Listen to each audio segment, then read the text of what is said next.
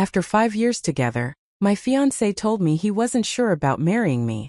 He expected me to beg him to stay, to prove my worth, to fight for us. Instead, I thanked him for his honesty and walked away. What he didn't know was that I had already discovered his secret engagement to someone else, planned for the same month as ours. Sometimes the quietest response is the most powerful one. This is the story of how silence became my greatest weapon. Before we jump back in, tell us where you're tuning in from. And if this story touches you, make sure you're subscribed, because tomorrow, I've saved something extra special for you. The coffee shop smelled like burnt espresso and broken promises. I sat across from Daniel Martinez, the man I had spent 5 years building a life with, watching him practice the speech he had clearly rehearsed in the mirror that morning. His hands wrapped around his ceramic mug, with the kind of careful precision that reminded me of someone defusing a bomb.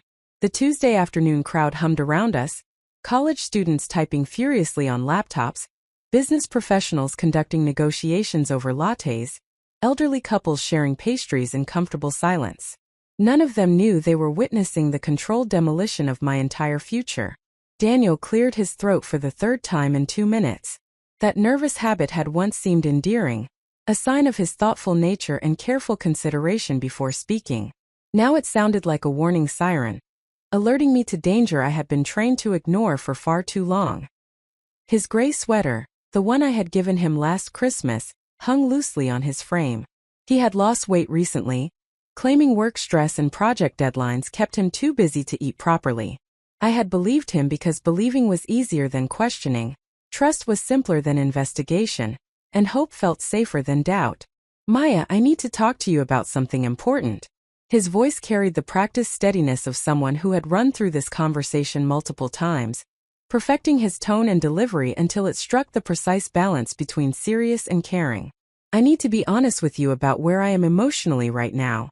I took a slow sip of my chai latte, the familiar spices grounding me in the present moment, while my mind raced toward the conclusion I had already reached weeks ago. The ceramic cup felt solid and warm in my hands, a tangible anchor in a conversation that threatened to sweep away the foundation of everything I thought I knew. Go ahead, Daniel. I am listening. He shifted in his chair, the wooden legs scraping against the tile floor with a sound that made several nearby patrons glance in our direction before returning to their own worlds.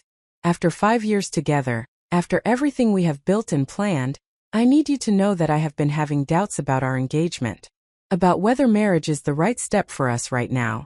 The words landed in the space between us like stones dropped into still water, creating ripples that would eventually reach every corner of my carefully constructed life. I watched his face, studying the micro-expressions that flickered across his features. Relief that he had finally voiced what had been building inside him. Anxiety about my reaction. Something else beneath the surface that looked uncomfortably like guilt poorly concealed behind concern. I see. My voice remained level, neutral, giving him nothing to work with. Tell me more about these doubts. Daniel leaned forward, his elbows resting on the small round table that suddenly felt too intimate for this conversation. It is not about you, Maya. You need to understand that. You are an incredible woman. Smart, driven, successful. Any man would be lucky to have you. The qualifier hung in the air between us, unspoken but deafening. Any man except him, apparently. I waited, letting the silence stretch until it became uncomfortable, a technique I had learned in my years as a senior project manager at Richardson Technology Solutions. Sometimes the most valuable information emerged not from what people said, but from what they revealed while trying to fill awkward pauses. I just think we rushed into this engagement. We were caught up in the moment, in what everyone expected from us, in the timeline that society imposes on relationships. His hands moved as he spoke, gesturing to emphasize points that sounded like they had been borrowed from self-help articles and therapy sessions I had not been invited to attend. I need space to figure out who I am as an individual before I can fully commit to being part of a partnership. The irony of his statement would have been laughable if it had not been so devastating. For 5 years, I had accommodated his need for individual space. I had supported his decision to pursue an MBA while working full-time, taking on extra household responsibilities so he could focus on his studies. I had postponed my own career advancement opportunities, turning down a promotion that would have required relocation, because he insisted his network and connections in the city were too valuable to abandon. I had rebuilt my entire social calendar around his preferences, gradually losing touch with friends who did not fit into the couple identity we had constructed together. "How long have you been feeling this way?" I asked, though I already knew the answer.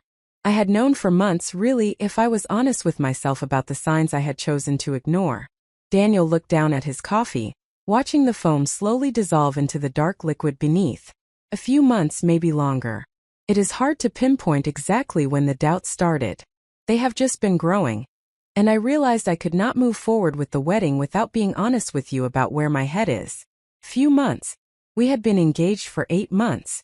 Our wedding was scheduled for 6 months from now. Save the date cards had been mailed to 143 guests. Deposits had been paid to the venue, the caterer, the photographer, the florist.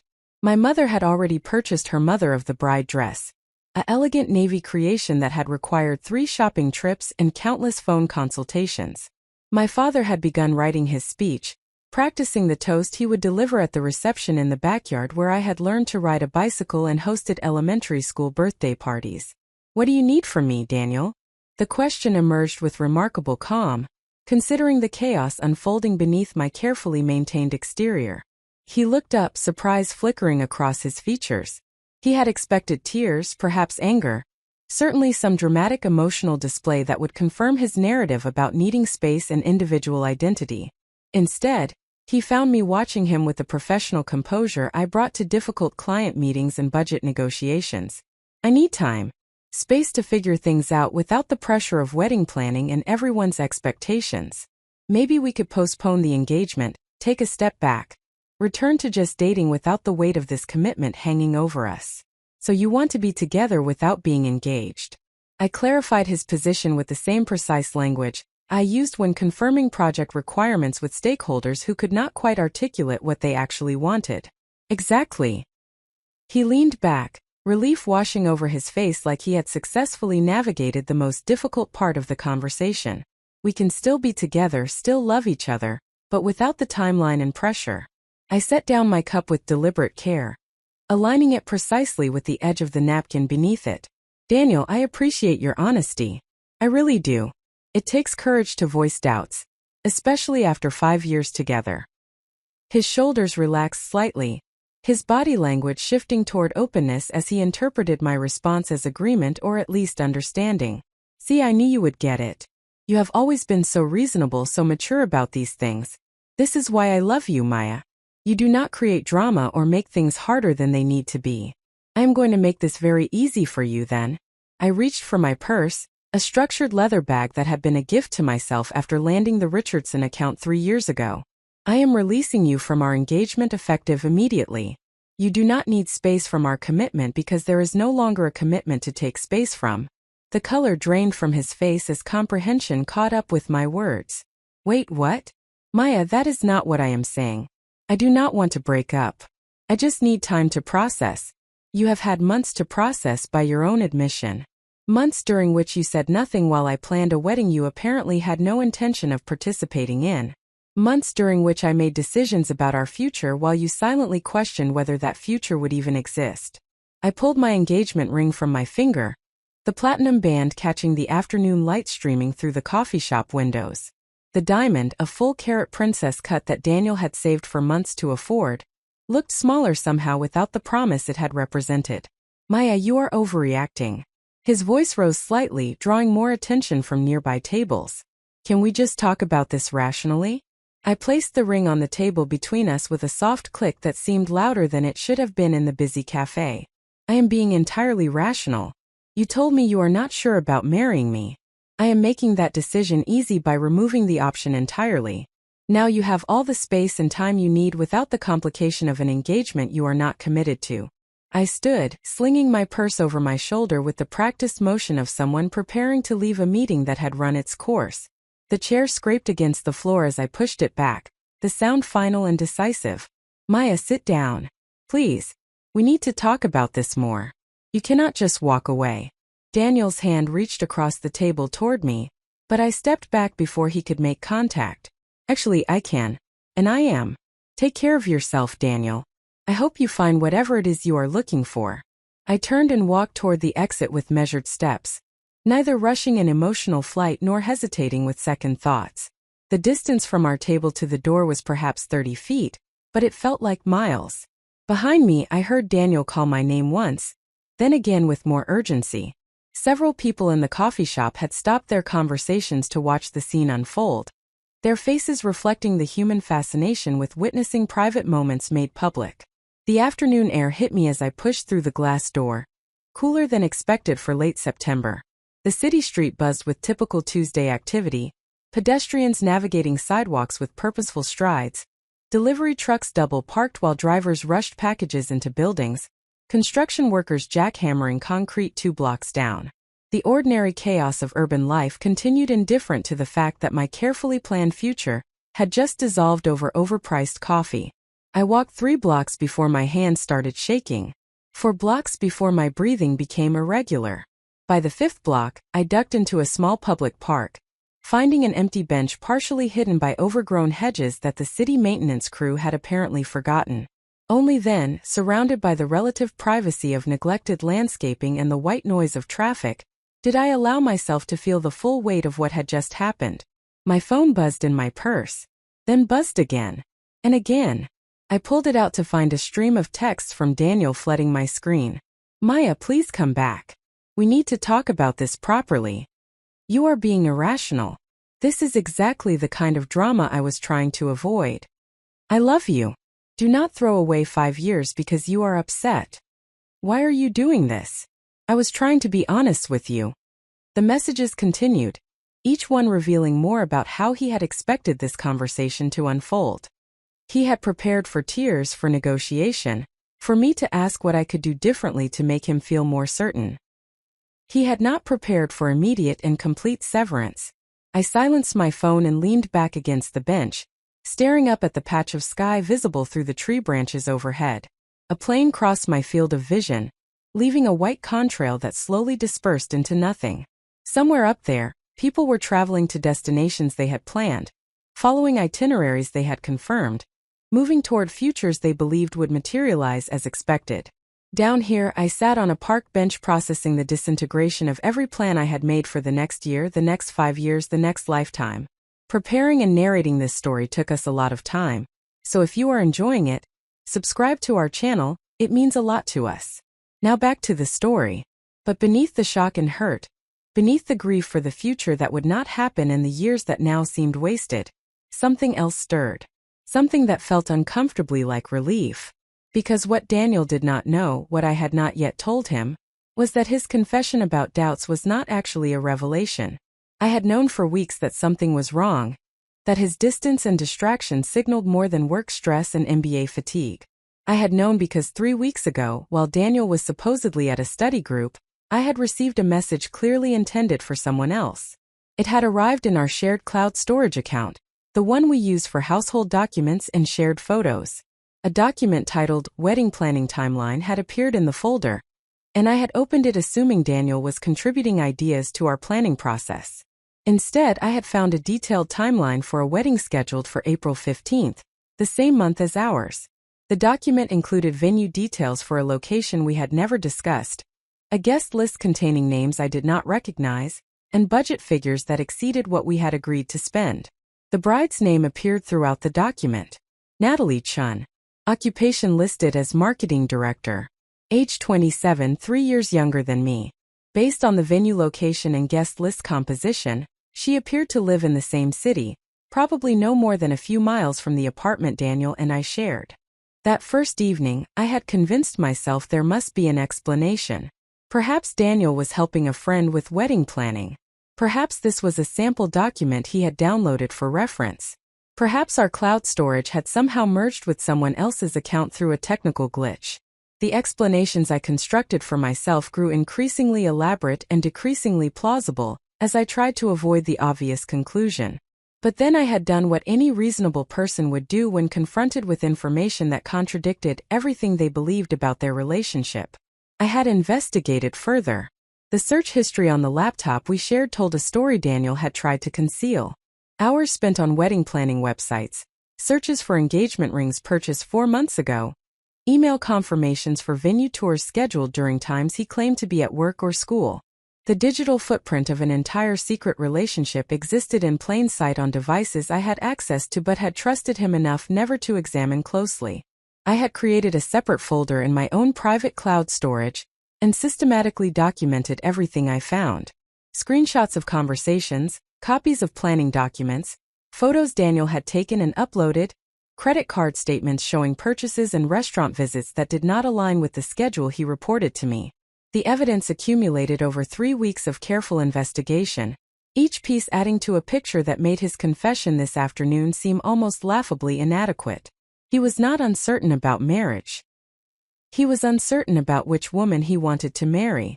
My phone buzzed again, pulling me back to the present moment. This time it was not Daniel but my best friend Sophia Reeves.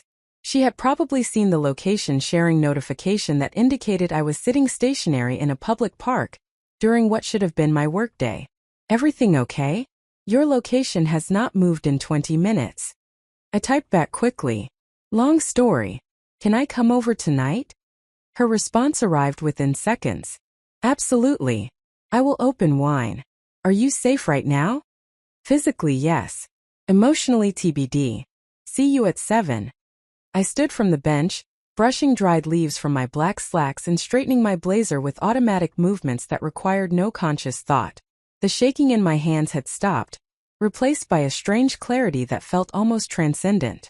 Daniel's confession had freed me from the obligation to continue performing the role of the understanding girlfriend who ignored mounting evidence of betrayal. His admission had given me permission to stop pretending I did not see what I had been documenting for weeks. The walk back to my office took 15 minutes. I worked on the 23rd floor of the Harrison Building, a glass and steel structure that housed 3 technology companies and a venture capital firm. Richardson Technology Solutions occupied the entire 14th and 15th floors, a growing mid-sized company that specialized in custom software development for healthcare systems. I had started there 6 years ago as a junior project coordinator and worked my way up to senior project manager, building a reputation for delivering complex projects on time and under budget. The elevator ride up felt longer than usual, giving me time to reconstruct the professional mask I wore so effectively at work. By the time the doors opened on the 14th floor, my expression had settled into the calm competence that my colleagues and clients expected from me. No one needed to know that my personal life had just imploded. Professional Maya remained intact, functional, reliable. My desk sat in a corner cubicle with a partial window view, a symbol of my mid-level status in the company hierarchy. Not quite important enough for a private office, but senior enough to warrant window access and a larger workspace than the junior team members. My computer monitors displayed exactly as I had left them before the coffee shop meeting. Project timelines and status reports waiting for my attention as though nothing had changed. I sat down and opened my email, scanning through the 47 messages that had arrived during my 2-hour absence.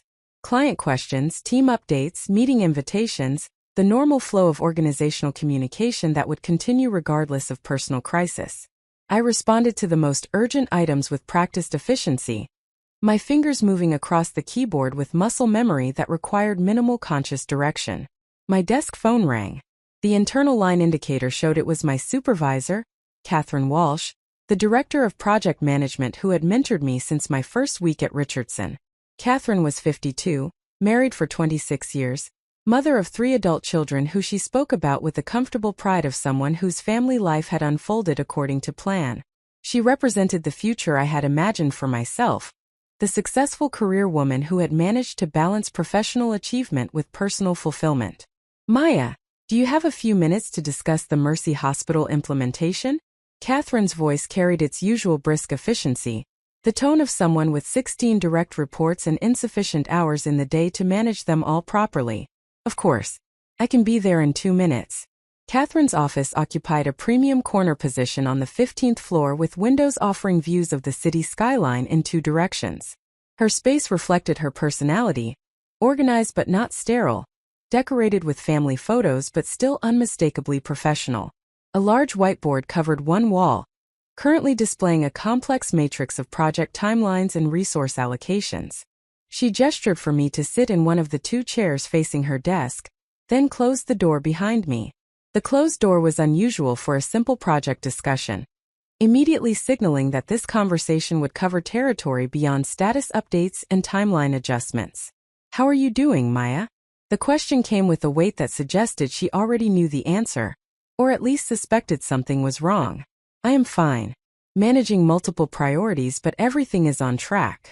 The deflection came automatically, years of professional training overriding the impulse to acknowledge that anything was amiss in my personal life.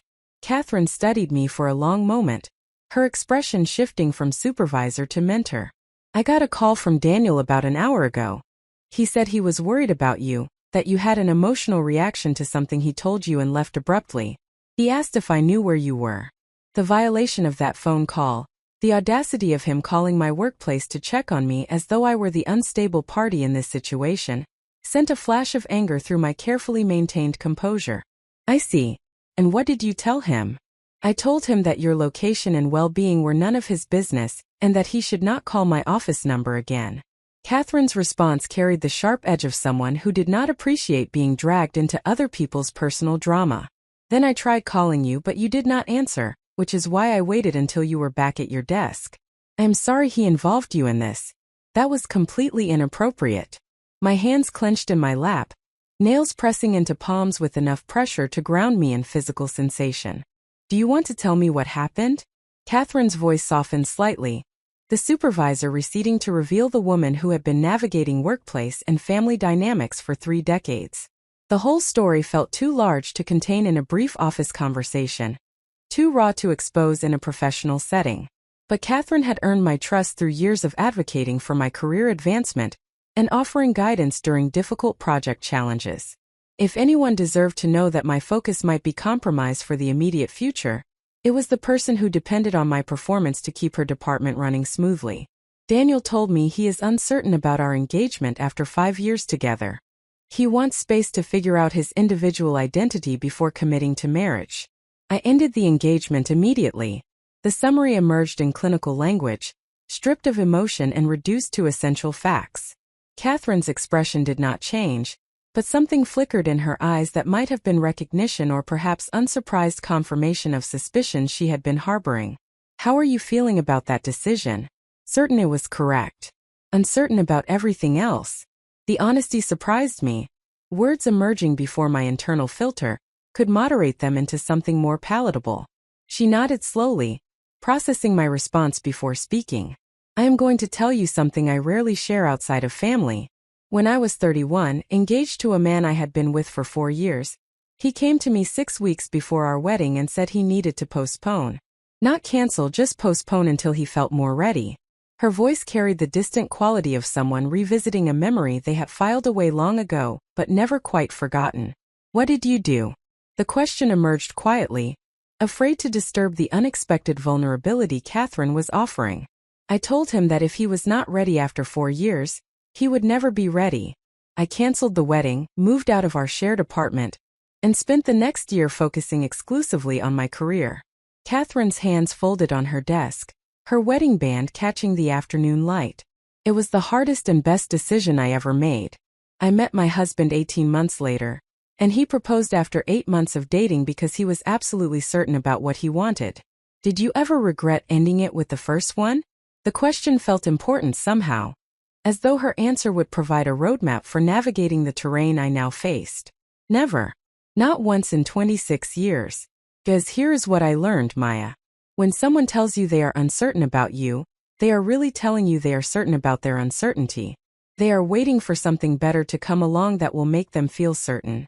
You deserve someone who is absolutely sure about you, not someone who needs to explore other options before settling for what they already have." Her words landed with the weight of hard-earned wisdom, the kind that only came from living through similar experiences and emerging on the other side with perspective. I sat with her statement for a moment, letting it settle into the places where Daniel's confession had created doubt and confusion. "Thank you for sharing that. I will be fine to continue with work. All my projects are on schedule, and I do not anticipate any issues with delivery." The pivot back to professional topics felt necessary, a way to contain the personal conversation before it expanded beyond the boundaries I could manage in this setting. "I am not worried about your projects, Maya. You are one of the most reliable managers I have ever worked with. Catherine leaned forward slightly, her expression serious. But I am worried about you burning out by trying to maintain perfect performance while processing a major life change. If you need time, take it. If you need to adjust your schedule, we can make that work. Do not try to power through this like it is just another challenge to manage. I nodded, accepting her offer even as I privately doubted I would take her up on it. Work provided structure, purpose, and a place where my competence was recognized and valued.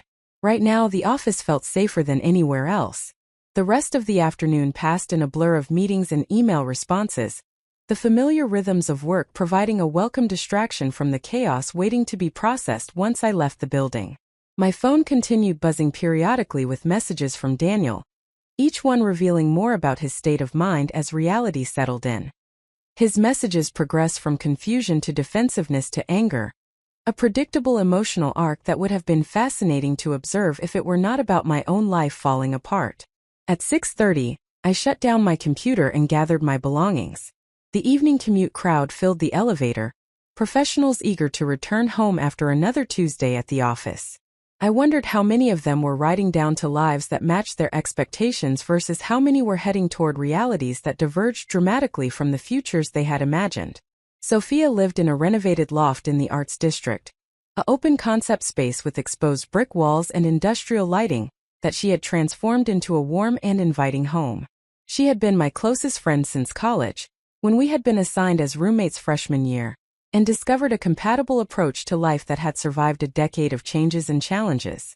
She worked as a civil rights attorney, spending her days fighting injustices that would have broken less resilient people. She opened the door before I could knock, already holding 2 glasses of red wine and wearing the comfortable clothes that signaled she had no plans to leave her apartment tonight. Her expression carried the focused concern of someone preparing to help a friend through a crisis. "Come in. Tell me everything." She handed me a glass and led me to her oversized sectional sofa, the piece of furniture where we had conducted countless conversations about careers, relationships, family drama, and the general absurdities of adult life. I sat down and took a long drink of wine before beginning the story. Starting from the coffee shop conversation, I walked through the afternoon's events with as much detail as I could remember. Sophia listened without interrupting, her legal training evident in how she absorbed information and processed it for the relevant facts versus emotional noise. When I finished, she set down her wine glass with deliberate care. "Okay, so he wants space to figure out his individual identity after 5 years together. He expects you to wait patiently while he sorts through his feelings. And he is shocked that you called his bluff by ending the engagement immediately. That is an accurate summary." I took another drink, feeling the wine begin to soften the sharp edges of the day's events. "Good. You did exactly the right thing." Sophia's voice carried the absolute certainty of someone who had seen enough relationship dysfunction to recognize healthy boundaries. "But I am guessing there is more to this story based on how calm you were during that conversation." And there it was, the opening I had been waiting for since arriving at her door. The chance to share what I had been carrying alone for 3 weeks, the evidence I had collected but not yet shown to anyone else. I pulled out my phone and opened the private folder where I had systematically documented Daniel's double life. /3 weeks ago, I found a wedding planning document in our shared cloud storage. For a wedding to someone named Natalie Chun. Same month as ours. Complete with budget, guest list, venue details. I handed her my phone, watching her face as she scrolled through the screenshots and evidence I had accumulated. Sophia's expression shifted from focused attention to cold fury as she reviewed the documentation. Her legal mind was already categorizing information, building a case, identifying the strongest evidence and potential weaknesses. When she finally looked up, her eyes blazed with an anger that felt vindicating. "How long have you known about this?"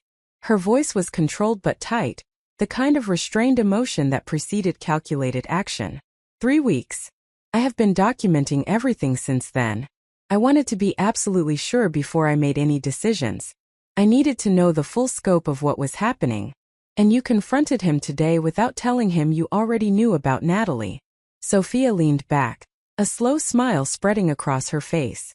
"Oh Maya, you magnificent strategic woman.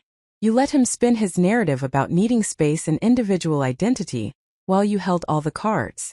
I could not confront him about Natalie without revealing that I had been investigating him. And I was not ready to have that conversation until I knew everything. The coffee shop meeting made the decision easy because he handed me a socially acceptable reason to end things without having to expose all the painful details. Does anyone else know about this? Sophia gestured at my phone, at the evidence that transformed a simple breakup into something far more damaging to Daniel's reputation. Just you. And Daniel does not know that I know. I had been careful, very careful, to never tip my hand or reveal that I had discovered his secret. The knowledge I held represented power, leverage, control over a narrative that Daniel believed he was managing. What do you want to do with this information? The question came with weight, acknowledging that I held material that could significantly impact Daniel's life if deployed strategically. Sophia would support whatever decision I made, but she wanted me to consider my options carefully. I do not know yet. Part of me wants to expose him to make sure everyone knows what he did. Part of me just wants to walk away and let him deal with the consequences of maintaining two relationships simultaneously. My wine glass was nearly empty, the alcohol creating a pleasant numbness that made the enormity of the situation feel slightly more manageable. You do not have to decide tonight. Sophia refilled both our glasses, the rich red wine catching the light from the industrial pendant lamps overhead. But I will tell you this. You have information that protects you from being painted as the crazy ex-girlfriend who could not handle commitment. If Daniel tries to control the narrative, you have the receipts to show exactly who was really at fault here. Her words clarified something that had been forming in my mind since leaving the coffee shop. I did not need revenge. I did not even need Daniel to face public consequences for his deception. What I needed was protection against whatever story he would tell to justify the broken engagement, to explain to friends and family why our 5-year relationship had ended so abruptly. The evening stretched into night as Sophia and I talked through the practical implications of ending my engagement. The apartment lease in both our names. The joint bank account we had opened for wedding expenses. The interwoven friend groups who would inevitably choose sides or attempt to maintain impossible neutrality. The family members who would have opinions about my decision, and whether I had acted too hastily. The emotional labor of explaining the breakup repeatedly to people who felt entitled to details about my private life. By the time I left Sophia's loft at nearly midnight, I had a preliminary plan for disentangling my life from Daniel's. I would find a new apartment, something small and affordable that I could manage on my own income. I would transfer my portion of savings from our joint account to my personal account. I would begin the process of dividing our shared possessions, claiming what was mine and leaving what was his. I would tell my family the simplified version that Daniel was uncertain about marriage and I had ended the engagement, omitting the details about Natalie unless absolutely necessary. The Uber ride back to the apartment I still technically shared with Daniel felt like traveling toward a battlefield. I did not know if he would be there.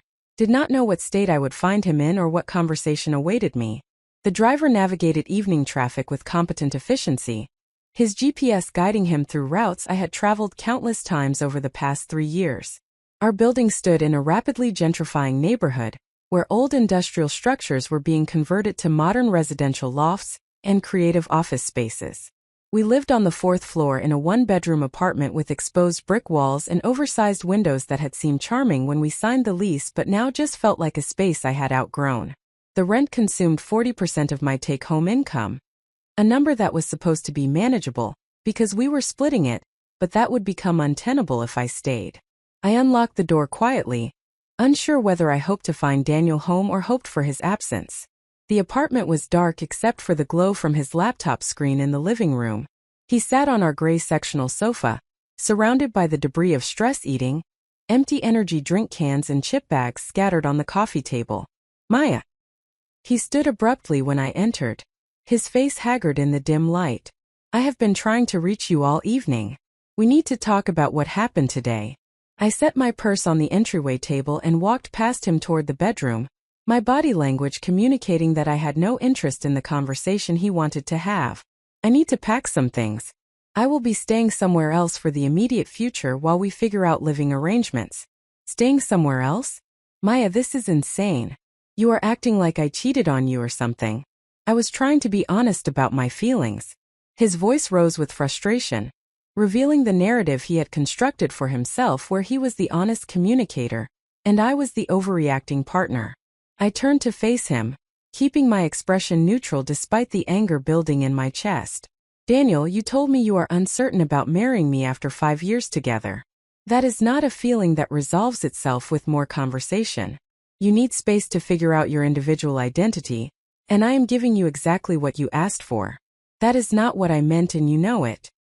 He ran his hands through his hair, the gesture of someone who could not understand why his carefully planned conversation had derailed so completely. I wanted us to take a step back to remove the pressure of the engagement while staying together. I did not want you to end everything. You wanted the benefits of our relationship without the commitment. You wanted me to wait patiently while you decided whether I was worth marrying. I moved toward the bedroom, intending to pack enough clothes and essentials for several days away. That is not a position I am willing to accept. He followed me into the bedroom, his desperation becoming more apparent. Maya, please. I love you.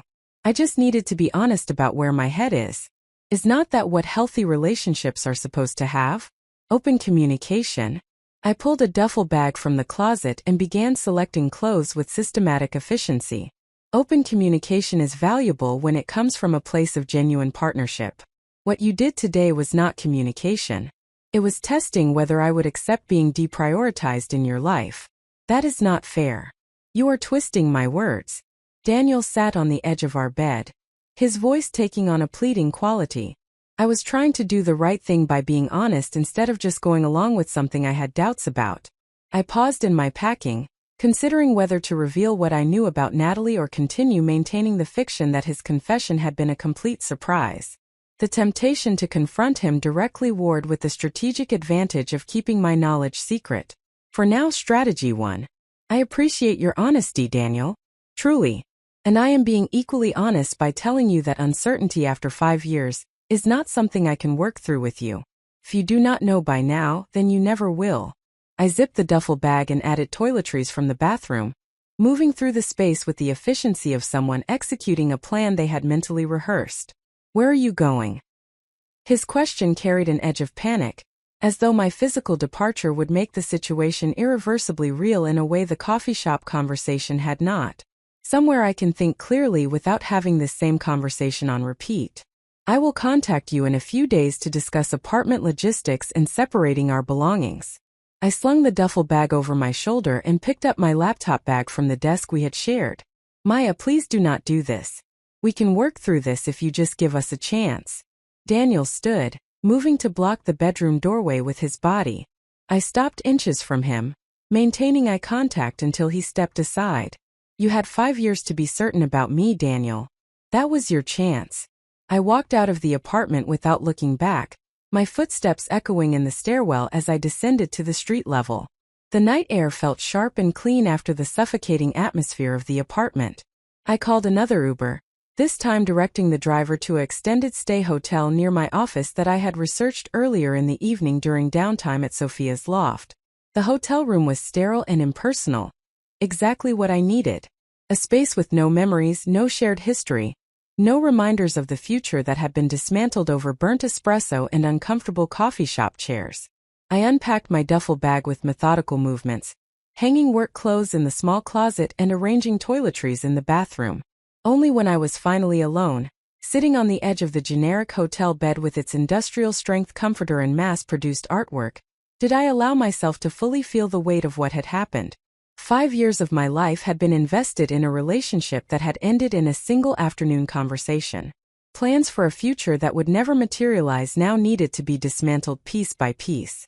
The narrative I had constructed about my life trajectory. The hotel alarm pierced through my restless sleep at 5:30 in the morning, jolting me into awareness in a room that took several disoriented seconds to recognize. The unfamiliar ceiling, the generic furniture, the absence of Daniel's breathing beside me all served as immediate reminders that yesterday had not been a stress-induced nightmare but concrete reality. I had ended my 5-year relationship in a coffee shop, walked away from my engagement, and spent my first night in years sleeping alone in a space that belonged to no one. My phone displayed 43 unread messages accumulated overnight. Most were from Daniel, progressing through predictable stages of grief mixed with anger and confusion. The earliest messages, sent around 2 in the morning, carried the desperate quality of someone who had spent hours replaying our conversation, and still could not understand how his carefully planned discussion had resulted in complete relationship termination. The later messages, sent closer to dawn, shifted toward blame and recrimination, suggesting that my reaction had been disproportionate and emotionally unstable. I scrolled past Daniel's messages without reading them in detail, my attention caught instead by a text from my mother that had arrived at 6:45 the previous evening. Daniel called asking if I had heard from you. He sounded very worried. Is everything all right? Call me when you can. The message carried the careful neutrality of someone trying not to assume the worst while clearly suspecting that something significant had occurred. My mother, Patricia Chun, was a retired high school mathematics teacher who had spent 35 years helping teenagers understand algebraic concepts and geometric proofs. She approached most life situations with the same logical precision she had brought to teaching, believing that most problems could be solved through careful analysis and systematic problem solving. She had, like Daniel, appreciated his ambition and professional goals, saw in him someone who would provide the stability and partnership that she valued in her own 40-year marriage to my father. Telling her that I had ended my engagement after 5 years would require a conversation I was not yet prepared to have. My mother would want explanations, would need to understand the reasoning behind such a dramatic decision, would probably suggest that perhaps I had acted hastily and should consider reconciliation. She came from a generation and cultural background that valued commitment and working through difficulties, rather than walking away when relationships became challenging. I set my phone aside and moved through my morning routine with mechanical efficiency. Shower in the small hotel bathroom with its industrial soap dispenser and thin towels. Coffee from the lobby machine that tasted like hot water filtered through burnt cardboard. Dressing in my professional uniform of tailored slacks, silk blouse, and structured blazer that communicated competence and capability, regardless of my internal emotional state. The Wednesday morning commute deposited me at my office building by 7:15, nearly 2 hours before most of my colleagues would arrive. The early morning quiet of the 14th floor provided the solitude I needed to think clearly without the distraction of coworker interactions and the performance of normalcy. I sat at my desk surrounded by the familiar landscape of project documentation and technical specifications, finding comfort in work that had clear deliverables and measurable success criteria. My computer monitors flickered to life, displaying the email inbox that had continued accumulating messages overnight. The usual morning collection of automated system notifications, client inquiries, and team status updates filled my screen, each one representing a small task that could be completed and checked off a list. Work provided the illusion of control in a life that had suddenly become unpredictable. But beneath the routine work emails, one message stood out. The sender was listed as Natalie Chun, and the subject line read simply, "We need to talk." The timestamp showed it had been sent at 11:47 the previous evening, roughly 2 hours after I had left the apartment and Daniel had presumably begun processing the reality of our broken engagement. I stared at the message for a long moment before opening it, my cursor hovering over the subject line while my mind raced through the implications of Natalie contacting me directly. How had she obtained my work email? What did she know about my relationship with Daniel? Most importantly, what did she want to discuss? I clicked open the message, and Natalie's words appeared on my screen in the impersonal font of corporate email communication. "Dear Maya, I know this email will come as a shock, and I apologize for contacting you at your workplace. I obtained your email address through LinkedIn because I did not have any other way to reach you privately. My name is Natalie Chun, and I have been in a relationship with Daniel Martinez for the past 18 months. I learned yesterday evening from Daniel that you ended your engagement to him, and I believe there are things you should know about the situation you are now leaving. I would like to speak with you in person if you are willing to meet. I understand this is an unusual request given the circumstances, but I think we are both entitled to the complete truth about what Daniel has been doing.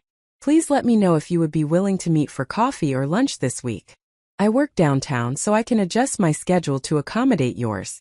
Respectfully, Natalie Chun." I read the message 3 times, each reading revealing new layers of complexity in Natalie's carefully worded request. She identified herself as being in a relationship with Daniel for 18 months, a timeline that overlapped significantly with our engagement which had begun 8 months ago. She suggested that there were things I should know about the situation, implying that her knowledge extended beyond what I had already discovered through my private investigation. Most intriguingly, she positioned herself as someone who also deserved truth, suggesting that she too had been deceived by Daniel's compartmentalized life. The strategic part of my mind immediately recognized the opportunity this meeting represented. Natalie could provide information I did not have access to, could confirm suspicions I had developed through circumstantial evidence, could potentially become an ally in understanding the full scope of Daniel's deception. But the emotional part of my mind recoiled from the idea of sitting across from the woman Daniel had been planning to marry, while supposedly building a future with me. I drafted a response carefully, weighing each word for the right balance of professionalism and directness. Natalie, thank you for reaching out. I am willing to meet with you to discuss the situation we apparently both find ourselves in. I am available for lunch today at noon if that works with your schedule. There is a cafe called Meridian on 5th Street near the financial district. If that location and time work for you, please let me know. Maya. Her response arrived within 10 minutes, suggesting she had been monitoring her email waiting for my reply. Noon at Meridian works perfectly. I will see you there. Thank you for being willing to meet with me. The morning hours until noon stretched interminably despite my attempts to focus on project tasks and client communications. I responded to emails with practiced efficiency, participated in a conference call about the Mercy Hospital implementation timeline, reviewed budget projections for the upcoming quarter, all while my mind circled repeatedly back to the upcoming meeting with Natalie. At 11:45, I gathered my belongings and informed my team through our messaging system that I would be out of the office for a lunch meeting. The walk to Meridian Cafe took 12 minutes through downtown streets crowded with the midday rush of professionals seeking food and brief respite from their workplaces. The cafe occupied the ground floor of a converted warehouse building, its interior featuring the exposed brick and industrial lighting that had become standard aesthetic for urban restaurants. I arrived 5 minutes early and selected a table near the back that offered privacy, while still remaining in the public space of the dining room. The menu offered an array of salads, sandwiches, and grain bowls marketed toward health-conscious professionals with limited lunch breaks. I ordered sparkling water and waited, watching the entrance for a woman who matched the appearance of Natalie Chun from the photos I had found during my investigation 3 weeks ago. She arrived at precisely noon, her punctuality suggesting someone who valued others' time and approached commitments with seriousness. Natalie was 27 according to the information I had gathered, 3 years younger than me, with the polished appearance of someone who worked in corporate marketing. She wore a burgundy dress that managed to be both professional and stylish, her dark hair pulled back in a sleek ponytail that revealed delicate features and intelligent eyes that scanned the cafe before landing on me. Our recognition was mutual and immediate despite never having met. Something in the way we looked at each other communicated our shared connection to Daniel and the strange circumstances that had brought us to this meeting. Natalie approached the table with measured steps, her body language projecting confidence undercut by barely concealed anxiety. Maya. She extended her hand as she reached the table, the gesture formal and almost businesslike given the personal nature of our meeting. Natalie. I shook her hand, noting the firmness of her grip and the slight tremor that betrayed her nervous state. Please sit down. We settled into our chairs with the awkwardness of two people who shared an intimate connection through a third party, but had no direct relationship themselves. A server appeared to take Natalie's drink order, providing a brief distraction from the weight of the conversation that loomed between us. Once the server departed, Natalie folded her hands on the table and met my eyes directly. Thank you for agreeing to meet with me. I know this situation is incredibly uncomfortable, and you had every right to ignore my email or tell me to leave you alone. I have questions that I think you might be able to answer. And based on your email, it sounds like you have information you believe I should know. So it seems we have a mutual interest in this conversation. I kept my tone neutral, neither friendly nor hostile, waiting to understand what Natalie's true motivations were before deciding how much to share. Natalie nodded slowly, seeming to gather her thoughts before speaking. I met Daniel 18 months ago at a professional networking event for tech and marketing professionals. He told me he was an MBA student working in technology consulting, recently out of a long-term relationship and ready to start dating again. We began seeing each other casually at first, Then more seriously as months passed. 6 months ago, he proposed to me. The timeline she described aligned with what I had discovered in the wedding planning documents, but hearing it spoken aloud by the woman who had lived it added a dimension of reality that documentation alone could not convey. And during this entire 18-month period, he never mentioned that he was still in a relationship with someone else? That he was living with his girlfriend of 4 years and had gotten engaged to her as well? Never. Not once. Natalie's voice carried genuine pain beneath her controlled exterior. He told me he lived alone in an apartment downtown, that his demanding work and school schedule meant we could not see each other as often as he would like. The times I suggested dropping by his place unannounced or surprising him, he would explain that his roommate had unpredictable hours and preferred advance notice for visitors. Looking back now, the excuses were transparent, but at the time they seemed reasonable enough not to question. The server returned with Natalie's iced tea and took our lunch orders. Another brief interruption that gave us both time to process the information being exchanged. When we were alone again, I asked the question that had been forming since reading her email that morning. What made you reach out to me? You could have simply walked away from Daniel after learning about me, processed this privately, and moved on with your life. Natalie took a long drink of her tea before responding, clearly weighing how much to reveal. Daniel called me last night around 9, completely panicked. He said you had broken up with him out of nowhere, that you had overreacted to him expressing some normal doubts about marriage timing, that you were being irrational and emotionally unstable. He painted a picture of a woman who could not handle honest communication, and had blown up your 5-year relationship over nothing. I absorbed this information with surprising calm, recognizing the narrative Daniel had constructed to explain our breakup without taking responsibility for his own actions. And you believed this version of events? Not entirely. Something about his story felt wrong, too convenient in how it positioned him as the victim of your supposed emotional instability.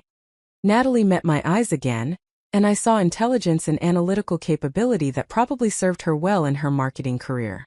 So I did what any reasonable person would do when presented with a story that does not quite add up.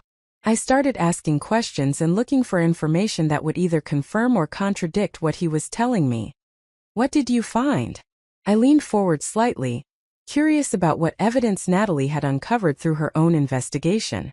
I went through his laptop while he was sleeping, the same laptop I had borrowed occasionally over the past year whenever mine was getting serviced or updated.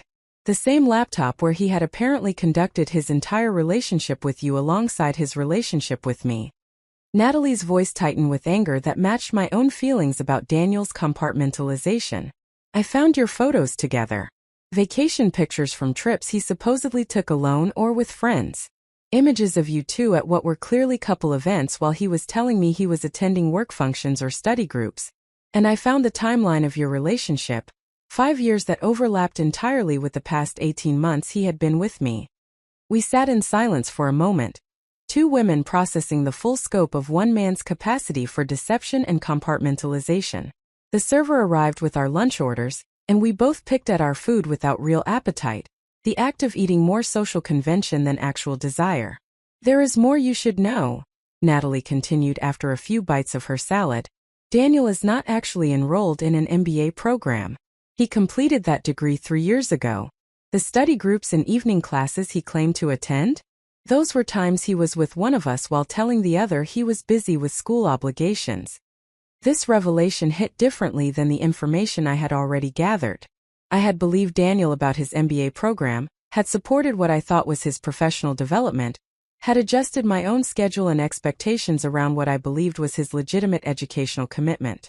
Learning now that the entire thing had been fiction for the past 3 years, that every study group and class session had been a lie designed to create time for a parallel relationship, expanded my understanding of how extensively Daniel had constructed false narratives. Why would he lie about still being in school? The question emerged before I had fully processed the implications. Control and flexibility. An MBA program provided the perfect excuse for unpredictable schedules, evening absences, weekend study sessions, group projects that required his full attention. Natalie's marketing expertise was evident in how she analyzed Daniel's strategy. It gave him a socially acceptable reason to be unavailable without raising suspicions.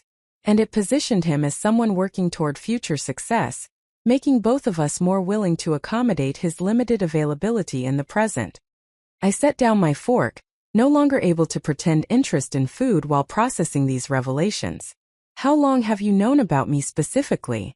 Not just that he had lied about previous relationships, but that I existed currently? Since last night. When I confronted him with the photos and evidence I found on his laptop, he initially tried to deny everything, then minimize it, then finally admitted that he had been in a relationship with you for 5 years but that it was ending because you were not compatible anymore. Natalie's hands clenched around her iced tea glass.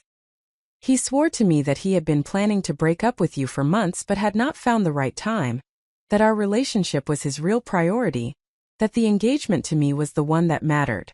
Did you believe him? I watched Natalie's face carefully, trying to understand where her loyalties and intentions truly lay. I might have, if not for one crucial detail. Natalie pulled out her phone and navigated to a document before turning the screen toward me. This morning before I emailed you, I checked our joint wedding planning folder that we had been updating together. Daniel had created a new document overnight called Revised Timeline. In it, he had moved our wedding date back by 6 months and added notes about needing to handle his previous relationship more carefully before we could move forward with our plans. I stared at the document on her screen, seeing Daniel's notes about managing both relationships simultaneously, keeping both women engaged while he decided which future to commit to. The clinical nature of his planning, the strategic thinking applied to something that should have been emotional and relational, revealed a level of calculated manipulation that exceeded even my darkest suspicions. He was not choosing between us. He was trying to keep both options open indefinitely. I stated what we both now understood with complete clarity. Exactly. And that is why I reached out to you. Because I realized that neither of us has the complete truth about what Daniel has been doing or why. We each have pieces of the story, but only by comparing what we know can we understand the full scope of his deception. Natalie closed her phone and looked at me directly. I thought you deserved to know that the man you spent 5 years with, the person you thought you knew, was operating with a level of deliberate deception that goes far beyond normal relationship problems or commitment issues. We spent the next 90 minutes at that cafe table, comparing timelines and sharing information that painted an increasingly disturbing picture of Daniel's double life. Natalie described the apartment he claimed to live in alone, which I now understood was actually his office building address where he maintained a small workspace. I explained the financial entanglement Daniel and I had created through joint accounts and shared expenses, revealing his access to resources Natalie had not known about. Together we mapped out his schedule over a typical week, accounting for time spent with each of us and identifying the gaps where neither of us knew his actual whereabouts. The conversation evolved from simple information exchange into something more complex. Two women who should have been rivals or enemies by conventional relationship logic instead found themselves becoming unlikely allies in pursuit of truth. We shared not just facts but feelings, the particular pain of discovering that someone you loved was capable of sustained and elaborate deception, the violation of realizing that intimate moments you believed were genuine were actually performed as part of a larger manipulation. What are you going to do now? Natalie asked as we finally prepared to leave the cafe, both of us needing to return to our respective workplaces despite the emotional weight of the conversation we had just shared. I have already ended my relationship with Daniel. That decision was made yesterday, and is not changing regardless of what additional information I learn about his deception. I gathered my belongings, my mind already working through the implications of everything Natalie had revealed. The question is what happens next in terms of how we handle the information we both now possess. I ended my engagement to him this morning before I even emailed you. Once I saw that revised timeline document and understood what he was really doing, I knew there was no path forward. Natalie stood, shouldering her designer handbag with the automatic motion of someone preparing to return to professional mode. But I agree that we need to decide how to handle this information. Daniel is going to try to control the narrative about both relationship endings. He will paint himself as the victim of circumstances or the target of unreasonable women who could not appreciate his honesty. An idea had been forming in my mind throughout our conversation, a strategy that would protect both of us while ensuring Daniel faced appropriate consequences for his actions. What if we did not let him control the narrative? What if we made sure that everyone who needs to know the truth actually has access to accurate information rather than Daniel's version of events? Natalie's expression shifted from thoughtful to intrigued. What exactly are you proposing? I have documentation of Daniel's double life from my investigation over the past 3 weeks. You have documentation from your side of the relationship. Together we have a comprehensive picture that is virtually impossible to deny or explain away. I paused, making sure I had Natalie's full attention before continuing. We could compile that information into a clear timeline with supporting evidence, and share it with the people who are currently receiving Daniel's false narratives about 2 crazy ex-girlfriends who could not handle his honesty. You want to expose him publicly. Natalie stated it as fact rather than question, understanding immediately where my thinking was leading. Not publicly in the sense of social media or trying to destroy his life, but privately to the people who matter, the friends and family and colleagues who he is currently manipulating with false stories about what happened. I met Natalie's eyes, seeing my own resolve reflected in her expression. We tell the truth to people who deserve to know they are being lied to. We protect ourselves from his narrative by ensuring accurate information is available. And we let Daniel experience the natural consequences of his choices without us having to engage in revenge or vindictive behavior. Natalie considered this proposal for a long moment, weighing the implications and potential outcomes. My parents were planning to meet Daniel for the first time next month. They were excited about my engagement, about me finally finding someone stable after some difficult previous relationships. They deserved to know why that engagement ended and who Daniel actually is. My family was planning an engagement celebration for next weekend. My mother has been calling since yesterday trying to understand what happened. She deserves accurate information rather than whatever story Daniel is telling. I felt the weight of the decision we were contemplating, understanding that taking action would represent a point of no return in how we handled this situation. When do we do this? Natalie's question signaled her agreement with the plan. Her willingness to stand with me in ensuring truth prevailed over convenient fiction. We each spend the next few days gathering our documentation and organizing it into a clear, factual presentation.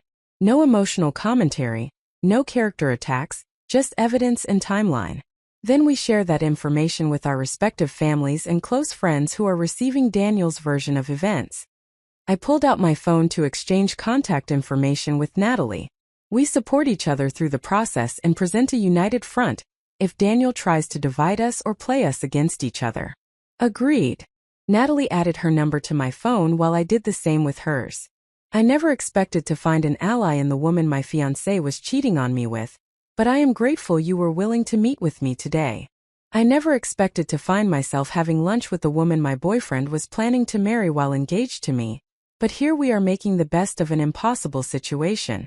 I managed a small smile despite the surreal nature of our circumstances. Thank you for reaching out, Natalie.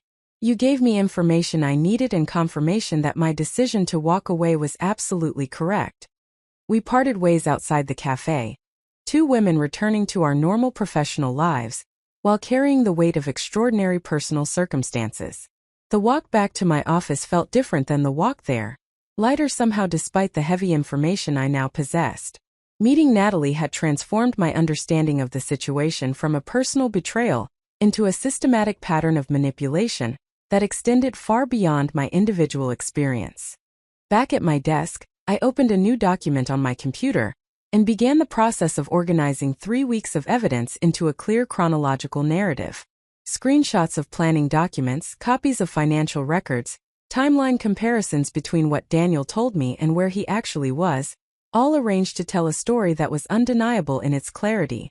The project management skills I brought to my professional work translated surprisingly well to documenting personal deception. My phone buzzed with a message from Natalie. Started organizing my documentation. This is harder emotionally than I expected but also strangely therapeutic.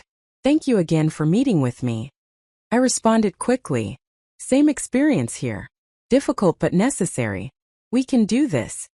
The afternoon passed in focused concentration as I built the comprehensive record that would protect my reputation and ensure accurate information existed to counter Daniel's false narratives. Each piece of evidence I added to the document represented another layer of deception revealed, another lie exposed, Another moment of false intimacy recontextualized as performance and manipulation. By 5 o'clock, I had created a 30-page document that told the complete story of my relationship with Daniel from my perspective, supported by evidence that made the timeline and facts undeniable. The document was organized chronologically, written in clear and factual language, free from emotional commentary or vindictive attacks. It simply presented what had happened and when, allowing the evidence to speak for itself. I saved the document with a sense of completion, knowing that tomorrow I would need to have difficult conversations with my family and close friends. Tonight I would return to my hotel room and rest, preparing myself mentally and emotionally for the next phase of this process. The hardest parts were still ahead. The conversations where I would need to explain to people I loved how thoroughly I had been deceived, and how completely I had misunderstood the relationship I thought I was building. But tonight I also felt something unexpected emerging alongside the pain and anger and grief. I felt pride in how I had handled this situation, pride in my decision to walk away immediately rather than negotiating for scraps of Daniel's attention, pride in my alliance with Natalie and our shared commitment to truth over convenient fiction. The woman who had ended her engagement in a coffee shop yesterday was discovering reserves of strength and strategic thinking she had not known she possessed. My phone rang with my mother's number displaying on the screen.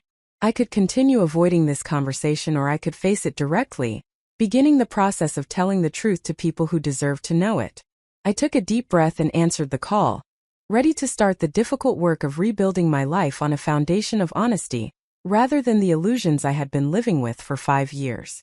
The conversation with my mother lasted 2 hours and 47 minutes, stretching through the evening as I sat in my anonymous hotel room and dismantled 5 years of assumptions she had built about my relationship and future. Patricia Chun was not a woman who accepted information passively or allowed emotional reactions to override logical analysis. She listened to my explanation with the focused attention of someone solving a complex mathematical proof, asking clarifying questions at regular intervals to ensure she understood the timeline and evidence correctly. I had expected tears or shock or perhaps anger on my behalf. Instead, my mother responded with the analytical precision that had defined her teaching career, working through the information methodically to understand how such extensive deception had been possible without detection. Her questions revealed not judgment of my failure to see the truth sooner, but genuine curiosity about the mechanics of Daniel's compartmentalization and the psychological profile of someone capable of sustaining parallel relationships for 18 months. When did you first suspect something was wrong? Her question came after I had explained the discovery of the wedding planning documents in our shared cloud storage 3 weeks earlier. Honestly, I had been feeling something was off for months before I found concrete evidence. Daniel became increasingly distant, claimed constant stress from school and work, spent more time away from the apartment with explanations that sounded reasonable but felt incomplete. I traced patterns on the hotel bedspread with my finger, organizing my thoughts. But I attributed those feelings to normal relationship evolution, the way long-term couples settle into comfortable routines that feel less exciting than early romance. I told myself I was being paranoid or insecure rather than trusting my instincts. That is a common response when faced with cognitive dissonance. The evidence contradicts what you want to believe, so your mind finds ways to reconcile the contradiction that allow you to maintain the belief system you have built. My mother's teacher voice emerged, the tone she used when explaining difficult concepts to students who struggled to grasp abstract ideas. The question becomes how long you continue reconciling contradictions before you acknowledge that your fundamental assumptions might be incorrect. 3 weeks, apparently. Once I found the wedding planning documents, I could not maintain the fiction anymore. The evidence was too concrete, too specific to explain away with reasonable interpretations. I pulled my laptop onto my knees, opening the comprehensive document I had spent the afternoon creating. I have been documenting everything since then, building a complete record of what actually happened versus what Daniel claimed was happening. Send me that document. I want to review it thoroughly before the family celebration this weekend. My mother's request carried no hesitation, no suggestion that perhaps I should keep the painful details private or shield family members from the full truth. Your father and I invited 32 people to celebrate your engagement. Those same people deserve to know why that celebration is not happening and what the actual circumstances are. The family celebration. I had been so focused on immediate survival and practical logistics that I had not fully processed the upcoming event my parents had been planning for 6 weeks. Invitations sent to extended family members and close family friends, catering ordered from the Chinese restaurant that had served every significant family event for 20 years, decorations purchased to transform my parents' backyard into a festive space for announcing my upcoming marriage. All of it now requiring cancellation or radical recontextualization. Mom, you do not need to explain anything to people. You can simply cancel the event and tell them that the engagement ended. People do not need the detailed story. I offered her an easier path, a way to avoid the social complexity of explaining her daughter's failed relationship to dozens of family members and friends. Maya, do you remember what I taught you about mathematical proofs? Her question seemed tangential to the conversation about my broken relationship, but I recognized the technique. My mother often used mathematical concepts as frameworks for understanding human situations. That every step must be supported by evidence and logic. That you cannot skip steps or make assumptions without proof. That the conclusion must follow inevitably from the premises. I recited principles I had heard throughout my childhood whenever I struggled with homework or wanted to take shortcuts in problem solving. Exactly. And right now, Daniel is constructing a false proof. He is presenting premises that are untrue and reaching conclusions that serve his interests rather than reflecting reality. If we allow his false proof to stand unchallenged, then everyone who knows you both will build their understanding on faulty foundations. Her logic was irrefutable, though I wondered if family gatherings really required the rigor of mathematical verification. The truth is a complete proof with supporting evidence. Lies are incomplete proofs that collapse when examined carefully. We present the truth so that people can build accurate understanding rather than operating on false assumptions. After ending the call with my mother, I sent her the comprehensive document I had created, knowing she would review it with the same thorough attention she had brought to evaluating student work throughout her teaching career. Then I opened my messaging app to find additional texts from Daniel. These more recent ones shifting away from confusion and blame toward attempted reconciliation. Maya, I have been thinking about everything and I realize I made a mistake. I do love you and I want to work this out. Can we please talk in person? I spoke with my therapist today, and she helped me understand that my doubts were actually fear of commitment, not uncertainty about you specifically. I want to address this properly. Please do not make any permanent decisions while you are emotional. We have 5 years together. That has to mean something. The messages revealed Daniel's evolving strategy, as he processed the reality that I had not been bluffing when I walked away from our relationship. He was cycling through different approaches, trying to find the angle that would convince me to reconsider, searching for the words that would reopen negotiations he thought I had closed prematurely. Each message demonstrated his fundamental misunderstanding of the situation. He still believed this was about his confession of doubts, about his need for space and individual identity. He had no idea that I knew about Natalie, that I had spent 3 weeks documenting his double life, that I had spent lunch today comparing notes with the other woman he had been planning to marry. My phone buzzed with a new message, this one from Natalie. Told my parents tonight. It was brutal but necessary. They want to meet you actually. Said anyone who handled this situation with dignity and strategic thinking instead of drama is someone they would like to know. Are you okay with that? The request surprised me. The idea that Natalie's parents would want to meet the woman their daughter's fiancé had been deceiving her with for 18 months. But perhaps it made sense in its own way. We were connected now through shared experience, linked by our mutual discovery of Daniel's capacity for elaborate deception. Meeting each other's families would normalize what could otherwise feel like a shameful secret, would acknowledge that we had both been victims of the same person's manipulation rather than competitors in some romantic triangle. I am okay with that. My parents want to meet you too for similar reasons. We could do a joint dinner next week if that would be easier than separate meetings. I sent the response before overthinking the unusual nature of the proposition. That actually sounds perfect. United front and all that. Let me know when and where. Natalie's quick agreement suggested she felt the same need I did to transform this situation from isolated shame into shared truth-telling. Thursday morning arrived with the artificial cheerfulness of hotel curtains that failed to block the early sunlight adequately. I had slept poorly despite exhaustion, my mind refusing to settle into the deep rest my body desperately needed. Dreams about wedding planning and missed flights and searching for Daniel in buildings with infinite hallways had fractured my sleep into restless segments that left me feeling more tired upon waking than I had been going to bed. The office provided welcome structure and purpose, a place where my competence was unquestioned and my value was measured by deliverables, rather than relationship status. I arrived early again, finding comfort in the quiet hours before my colleagues filled the space with their conversations and collaborations.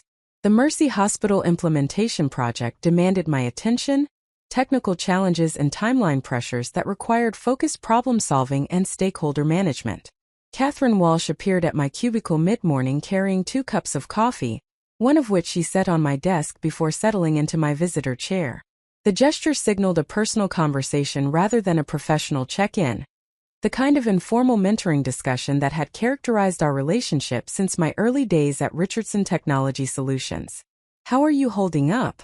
Catherine's question was direct, cutting through social niceties to address the situation we both knew was affecting me regardless of how effectively I was maintaining professional performance. "I am managing. Staying focused on work helps." I took a grateful sip of the coffee she had brought, recognizing my preferred order from the cafe on the building's ground floor. "Thank you for running interference with Daniel's call on Tuesday. That was above and beyond supervisor duties." That was basic human decency, not supervisor duties. No one should have their workplace dragged into personal drama by someone who does not respect boundaries. Catherine wrapped her hands around her own coffee cup, her expression serious. "But I wanted to check in because I have been where you are. Different circumstances but the same fundamental experience of discovering that someone you trusted was not who you thought they were." I set down my coffee, giving Catherine my full attention. She rarely discussed her personal history in detail, maintaining professional boundaries that separated her mentoring role from friendship. The fact that she was choosing to share now felt significant, a gift of vulnerability intended to help me navigate my current situation. The man I almost married, the one I told you about who wanted to postpone our wedding, turned out to be involved with someone else. Not quite a double life like what you are dealing with, but enough deception that when I finally learned the truth, I questioned every memory and every moment we had shared. Catherine's voice remained steady, the emotional wound clearly healed enough that she could discuss it without pain overwhelming her composure. The worst part was not the betrayal itself but the way it made me doubt my own judgment and perception. If I could be so wrong about someone I spent 4 years with, how could I trust myself to accurately assess anyone? That is exactly how I feel. Like I should have known, should have seen signs that were apparently obvious in retrospect.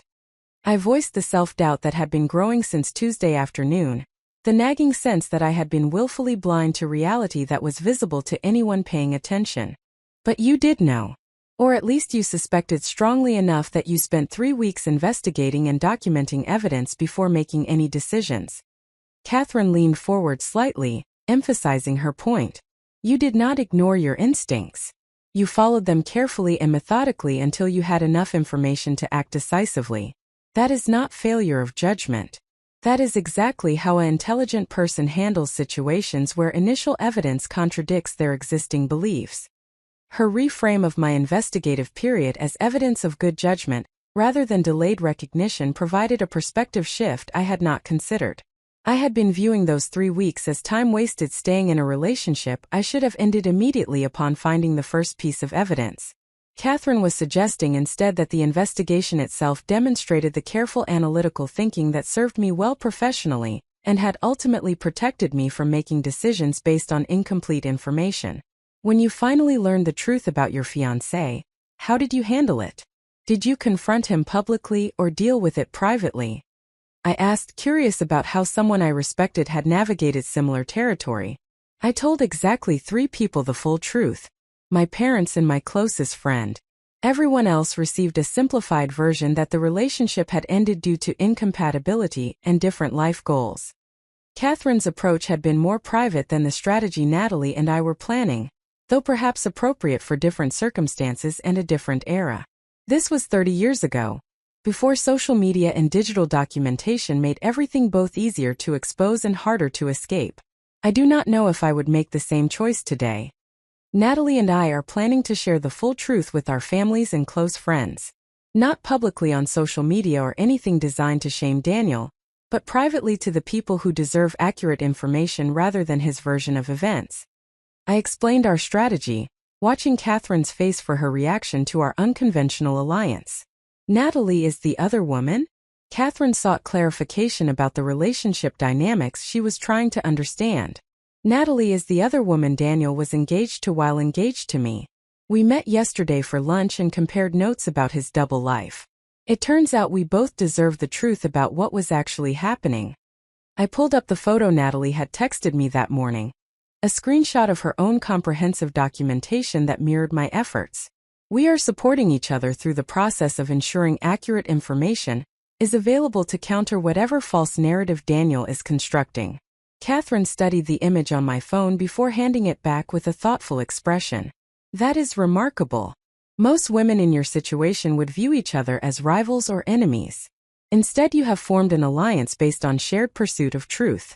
There is something powerfully feminist about refusing to let a man pit you against each other, and instead choosing solidarity. The observation resonated with something I had been feeling but had not quite articulated. The expected script for this situation would have Natalie and me competing for Daniel's affection, blaming each other for the relationship problems, perhaps even engaging in public conflict that centered Daniel as the prize we were fighting over. Instead, we had rejected that entire framework and created something different, a partnership based on mutual respect and shared understanding that we had both been deceived by the same person. We are meeting each other's parents next week. Joint dinner so everyone can hear the full story at once rather than us having to repeat it multiple times. I heard myself describe plans that would have seemed impossible 2 days ago, the surreal nature of the situation creating arrangements that defied conventional relationship categories. I would like to hear how that goes. Not because I am interested in gossip, but because I think you are modeling something important about how women can support each other even in situations designed to make us adversaries. Catherine finished her coffee and stood to leave, preparing to return to her own pressing responsibilities. And Maya, take tomorrow off. You have been performing brilliantly despite extraordinary personal stress, but you need rest before you burn out. That is not a suggestion. After Catherine departed, I considered her directive about taking Friday off. The idea of a full day away from work felt both appealing and anxiety-inducing. Work provided structure and purpose, gave me concrete tasks to focus on rather than dwelling on emotional processing. But Catherine was right that I was running on fumes, that the professional mask I had been maintaining required enormous energy I did not have infinite reserves of. I sent a brief email to my team explaining I would be taking a personal day Friday, and would be available for urgent matters via phone, but would not be monitoring email actively. Then I returned to the technical specifications document I had been reviewing for the Mercy Hospital project, immersing myself in the detailed work that demanded my full attention. Lunchtime brought another message from Daniel, this one more desperate in tone than his previous attempts at reconciliation. Maya, I know you are angry and you have every right to be, but please give me a chance to explain in person. There are things you do not understand about my situation and the pressure I have been under. I made mistakes, but I love you and I believe we can work through this if you will just talk to me. The message revealed that Daniel still believed he could negotiate his way back into my life, if he could just find the right combination of words. He was operating on the assumption that I had ended our relationship based solely on his Tuesday confession about doubts, unaware that I possessed comprehensive documentation of his 18-month relationship with Natalie and his elaborate systems for maintaining his double life. His continued ignorance of what I actually knew would have been almost comical if it were not so insulting. I did not respond to his message. Engaging with Daniel at this point would only provide him with information about my emotional state and strategic thinking that he could use to refine his approach. Silence communicated more effectively than any words could that his attempts at reconciliation were not being considered and would not be successful. My phone rang with an unfamiliar number displaying a local area code. I answered cautiously, prepared to end the call quickly if it was a telemarketer or wrong number. Instead, a woman's voice I did not recognize spoke with careful formality. Hello, is this Maya-chan? My name is Jennifer Martinez. I am Daniel's sister. I apologize for calling you unexpectedly, But I obtained your number from Daniel's phone and I needed to speak with you directly. Daniel's sister. I had met Jennifer twice during my 5 years with Daniel, both times at family gatherings where she had been polite but distant, maintaining the cordial relationship of someone who viewed me as her brother's girlfriend but not necessarily as someone worth investing energy in knowing personally. She lived across the country in Seattle, worked in environmental law, and had always struck me as someone who took after their mother's side of the family rather than their father's, serious and principled where Daniel was charming and adaptable. Hello, Jennifer. I am surprised to hear from you. I kept my response neutral, unsure where this conversation was heading, or what Jennifer's motivations were for reaching out. I am calling because Daniel told me that you broke up with him suddenly on Tuesday, that you overreacted to him expressing normal relationship doubts, and that you are refusing to communicate with him despite his attempts to reconcile. Jennifer's voice carried a flatness that suggested she was reading from notes or reciting information she wanted to present accurately. He asked me to reach out to you as a neutral third party, to see if I could help facilitate a conversation between you both. So Daniel was now recruiting family members to his campaign for reconciliation, expanding his efforts beyond direct contact to include intermediaries who might be more successful at breaking through my resistance. The strategy demonstrated both his desperation and his continued misunderstanding of the situation. What did Daniel tell you about why I ended our relationship? I asked, curious how much information he had shared with his sister, and how closely his story to her matched the narrative he had tried to establish with me. He said he was honest with you about having some doubts about the wedding timeline, that he thought you both needed to slow down the planning process and make sure you were really ready for marriage. He said you responded by immediately ending the engagement and refusing to discuss it further, that you blocked his attempts to have a rational conversation about the situation. Jennifer recited this explanation with the same careful neutrality, neither endorsing nor challenging the narrative she had been given. And did he mention Natalie Chan? The question emerged quietly, a test of how much Jennifer actually knew versus how much Daniel had concealed from his family, while constructing his victim narrative. The silence on the other end of the line stretched for several seconds, long enough that I checked my phone to confirm the call had not dropped. When Jennifer finally spoke again, her voice had lost its careful neutrality and gained an edge of steel. Who is Natalie Chan? Natalie Chan is the woman Daniel has been in a relationship with for the past 18 months. The woman he proposed to 6 months ago. The woman he was planning to marry in April of next year, while supposedly building a future with me. I delivered the information clearly and factually, without emotional embellishment or dramatic emphasis. Natalie and I met for lunch yesterday to compare notes about the double life your brother has been maintaining. We have extensive documentation if you would like to verify what I am telling you. Jennifer's response came after another long pause, her breathing audible over the phone connection. Send me that documentation. Everything you have. My email is jennifer.martinez@gmail.com. I will send it within the hour. And Jennifer, I appreciate you calling me directly rather than simply accepting Daniel's version of events without verification. I meant the statement sincerely, recognizing that Jennifer had done what Daniel hoped I would never do, which was question his narrative enough to seek additional information. I should have called you before now. Should have questioned why Daniel was so vague about wedding planning details, and why he seemed stressed every time I asked about you or your relationship. Jennifer's voice carried self-recrimination that I recognized from my own internal monologue about missing obvious signs. I am sorry you went through this, Maya. And I am sorry my brother is apparently capable of this level of deception. After ending the call with Jennifer, I forwarded her the comprehensive documentation I had created, along with a brief note suggesting she might also want to contact Natalie Chan directly if she wanted verification from multiple sources. Then I returned to my work, though concentration felt increasingly difficult as emotional exhaustion began overwhelming the professional focus that had sustained me through the past 2 days. The afternoon crawled toward evening, each hour feeling longer than the last as my energy reserves depleted and the careful composure I had been maintaining started showing cracks. By 4 o'clock, I acknowledged that continuing to sit at my desk pretending to focus on technical specifications was neither productive nor sustainable. I sent a message to my team that I was leaving early and would see them Monday, then gathered my belongings and escaped the office before anyone could ask questions about my early departure. The hotel room felt oppressively small when I returned, the temporary nature of the space emphasizing the unsettled state of my entire life.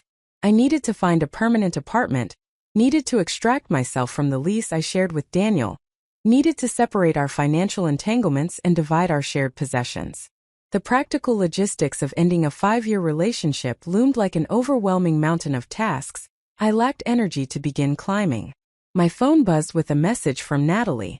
Daniel showed up at my office this afternoon. Made a scene in the lobby demanding to talk to me. Security had to escort him out. Did he try to contact you? I responded quickly. Nothing in person but multiple text messages trying to reconcile.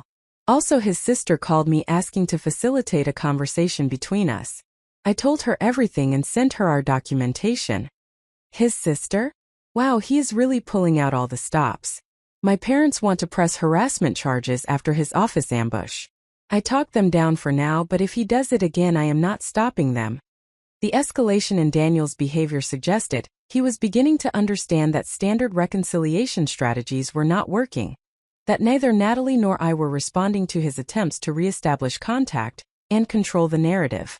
His desperation was making him reckless, pushing him to take actions that would ultimately damage his position further, while providing us with additional evidence of his instability and poor judgment. I spent the evening on my laptop researching apartments in my price range, a depressing exercise that revealed how much my standard of living would decline when transitioning from shared rent to solo rent on my current salary. The one-bedroom apartments I could afford independently were smaller, older, located in less convenient neighborhoods than the place I currently shared with Daniel. But the trade-off of reduced space and increased commute time felt worth the independence and the absence of reminders of a relationship that had been built on foundations of lies. By 9 o'clock, I had identified 3 potential apartments to view over the weekend and had sent inquiry emails to all 3 landlords. The practical progress on one concrete task provided a sense of forward motion that had been absent since Tuesday afternoon. I was not just surviving the aftermath of my broken relationship, but actively rebuilding the infrastructure of an independent life. My mother called as I was preparing for bed, her voice carrying the tone of someone who had reached conclusions after thorough analysis. I finished reviewing your documentation. It is comprehensive and damning. Your father and I have decided to proceed with the celebration this weekend, but with a different purpose. We are going to use it as an opportunity to present the truth to family and friends who have been asking questions about your situation. Mom, you really do not need to do that. People can wonder and speculate. It does not matter what they think. I protested weakly, part of me wanting to avoid the public nature of such a gathering, even as another part recognized the strategic value of controlling information distribution. It matters what they think because Daniel is already spreading his version to mutual acquaintances. Your aunt called me today saying she heard you had some kind of emotional breakdown and ended your engagement impulsively. That false narrative needs to be countered with facts before it becomes the accepted story. My mother's logic was irrefutable, her teaching instincts recognizing the importance of establishing accurate information before misinformation became entrenched. We present the truth once to everyone who matters, answer their questions thoroughly, and then we move forward. Better than allowing speculation and gossip to fill the vacuum. I agreed to the plan despite my reservations, recognizing that my mother's approach was strategically sound even if emotionally challenging. The family gathering would become a truth-telling session, a collective witness to the evidence that explained my abrupt relationship ending and protected my reputation from Daniel's attempts to frame me as unstable or irrational. Friday arrived with the relief of knowing I had no professional obligations demanding my presence or performance. I slept until 8:30, the latest I had woken in months, my body finally claiming the rest it desperately needed. The hotel breakfast buffet provided adequate nutrition if not culinary inspiration, and I returned to my room with coffee and plans to spend the day addressing practical necessities I had been postponing. First on the list was viewing apartments. The 3 landlords I had contacted all had availability for showings today, and I scheduled appointments for 10, noon, and 2 o'clock. The first apartment was a studio in a neighborhood I did not know well, the space so small that the bed would need to double as couch and the kitchen consisted of a hot plate and mini refrigerator. I thanked the landlord politely and left without completing an application. The second apartment was a one-bedroom in an older building that showed its age through cracked tiles and temperamental plumbing, but the space itself had character and the location was reasonable for commuting to my office. The rent was at the top of my budget but manageable if I reduced spending in other areas. I told the landlord I would consider it and would be in touch by Monday with a decision. The third apartment surprised me. A one-bedroom in a renovated building that had been converted from a historic school. Exposed brick and high ceilings creating a space that felt both substantial and cozy. The landlord explained that the unit had just become available due to a previous tenant accepting a job relocation, and the rent was slightly below market rate due to the quick turnaround timeline. I completed an application on the spot, hopeful that this could become my fresh start space, unconnected to memories of Daniel or our failed relationship. My phone buzzed as I left the third apartment viewing. A message from Jennifer Martinez containing a single line. I believe you. Daniel has been lying to all of us. I am sorry. The message was followed by a request to meet for coffee the following week, suggesting that Jennifer wanted to understand more fully the extent of her brother's deception, and perhaps offer her own apology for not questioning his behavior sooner. The weekend would bring the family gathering at my parents' house, the collective truth-telling session my mother had organized. But for now, on this Friday afternoon with no obligations and no schedule to maintain, I allowed myself to simply exist in the moment without planning or strategizing or performing competence for others. I walked through the city without destination, observing the ordinary lives of people around me, finding strange comfort in the anonymous crowds pursuing their own purposes unconnected to my personal drama. By the time I returned to my hotel room that evening, I felt something shifting inside me. Not healing, which would take much longer, but perhaps the beginning of acceptance. The relationship I had thought I was building with Daniel had never actually existed, except in my imagination. The man I thought I knew had been a performance, a carefully crafted persona designed to elicit my trust and affection, while concealing his actual character and choices. Grieving the loss of something that was never real required a different process than mourning something genuine that had ended. I was not mourning Daniel. I was mourning the 5 years I had invested in an illusion, the future I had imagined that was never actually possible, the version of myself who had believed trust was sufficient without verification. But I was also discovering strengths I had not known I possessed. The capacity to walk away immediately when circumstances demanded it. The ability to form strategic alliances even with people conventional wisdom suggested should be adversaries. The resilience to maintain professional performance while processing personal catastrophe. The woman who had sat in that coffee shop on Tuesday afternoon, ending her 5-year relationship, was still learning who she would become in the aftermath. But she was no longer the woman who had entered that meeting believing she was about to hear her partner's honest confession. She had evolved already, transformed by evidence and truth, and the painful process of releasing illusions in favor of reality. And that transformation was just beginning. Saturday morning arrived with the weight of expectation and the clarity of purpose that comes from having postponed a difficult conversation as long as possible. My parents' house sat in a residential neighborhood that had watched me grow from childhood through adolescence into the woman I had become. A tree-lined street where families gathered for block parties and neighbors still knew each other by name. The white colonial with green shutters had been home for the first 18 years of my life, and returning to it now felt like seeking shelter in a storm that had followed me from the life I had been trying to build independently. I arrived at 9 in the morning, 3 hours before the official gathering time, knowing my mother would need help with preparations and that the conversation about how to present today's truth-telling session to assembled family and friends required time and privacy.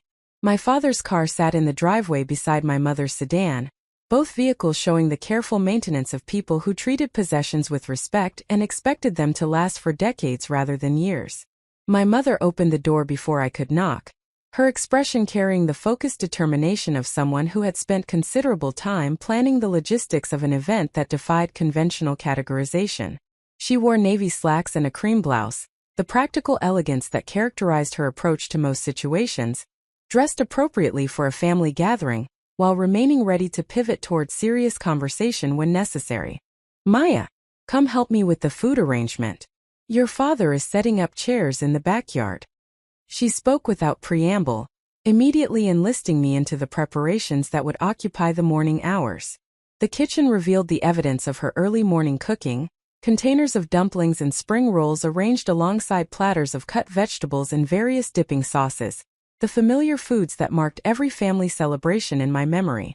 I washed my hands and began arranging food on serving platters according to my mother's precise specifications, the muscle memory of countless previous family gatherings guiding my movements. We worked in companionable silence for several minutes before she spoke again, her voice carrying the weight of questions she had been formulating since reviewing my documentation. "Have you spoken with Daniel since Tuesday?"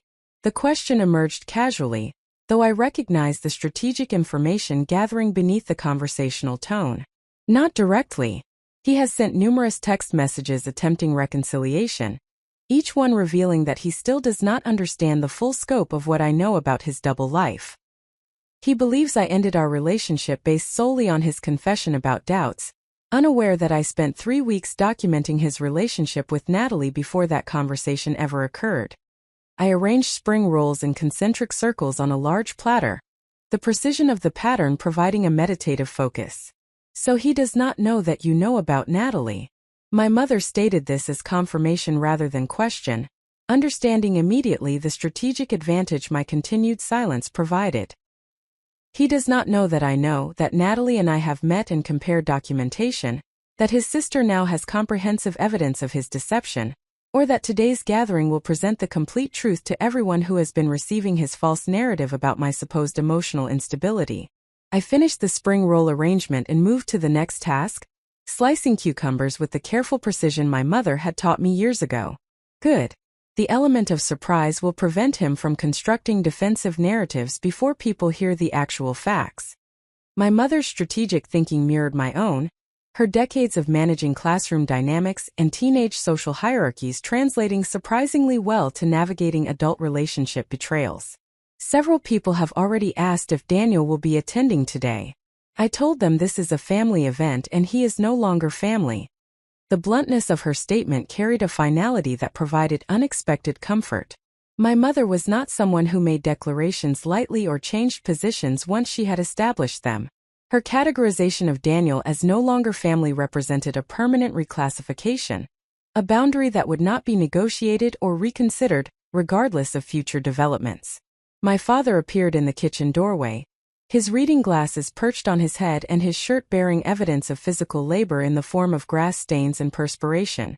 Robert Chun had retired 2 years ago from his career as a civil engineer, spending his working life designing infrastructure systems that would support communities for generations. He approached most situations with the methodical problem-solving mindset of someone trained to identify structural weaknesses and develop solutions that would withstand stress testing. Chairs are arranged. Tested the weight distribution and confirmed we have adequate seating for 35 people with a buffer of 3 additional chairs if anyone brings unexpected guests.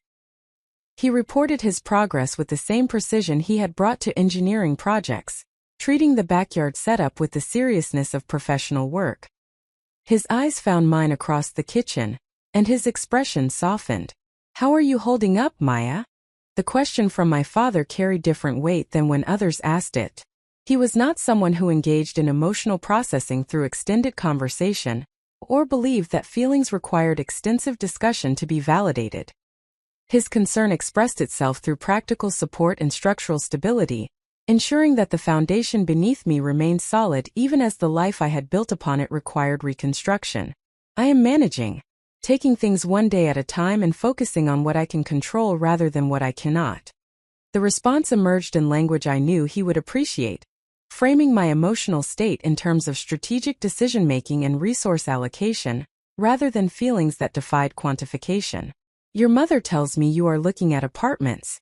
I assume you need financial assistance with deposit and first month's rent during the transition period." He stated this as fact rather than question, moving directly to practical solutions without dwelling on the emotional dimensions of my needing to find new housing because the life I had been building with Daniel had been revealed as fraudulent. "I can manage the deposits on my own, but having some financial buffer during the transition would be helpful." I accepted his offer without the pride-driven resistance that might have characterized my response in different circumstances. The past week had taught me that accepting help from people who genuinely cared about my well-being was not weakness but wisdom.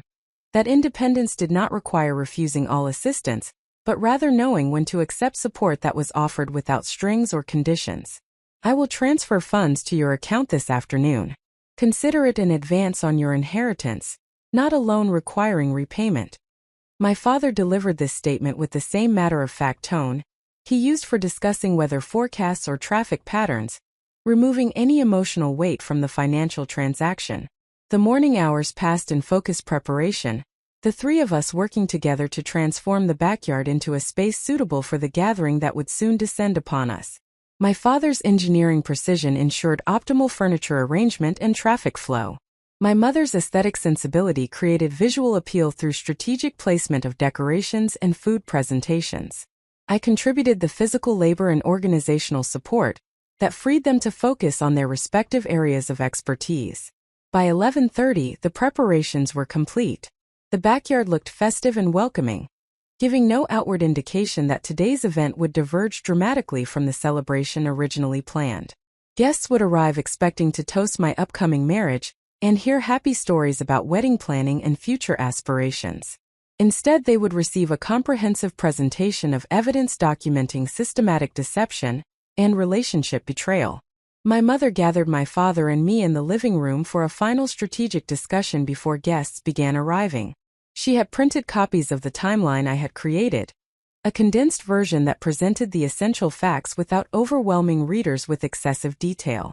The document was organized chronologically, using clear headers and bullet points to make information easily scannable, designed for an audience that would be processing surprising and emotionally complex content. When people arrive, we will allow 30 minutes for casual socializing and food service. This gives everyone time to settle in and creates a more relaxed atmosphere before we transition to the serious discussion. My mother outlined the plan with the confidence of someone who had managed hundreds of classroom presentations and understood how to structure information delivery for maximum comprehension and minimum defensiveness. At 12:30, I will ask everyone to take their seats and I will introduce the actual purpose of today's gathering. Then Maya will present the timeline and evidence, and we will open for questions. The entire presentation should take approximately 45 minutes. What if people become upset or accusatory toward Maya? My father raised the practical concern of audience reaction, his engineering mindset identifying potential failure points in the social structure my mother was constructing. Then I will redirect that energy and remind them that Maya is the victim in this situation, not the person responsible for it. Anyone who cannot maintain respectful behavior will be asked to leave. My mother's voice carried the authority of someone who had managed difficult parent-teacher conferences and had no patience for misdirected blame or emotional manipulation.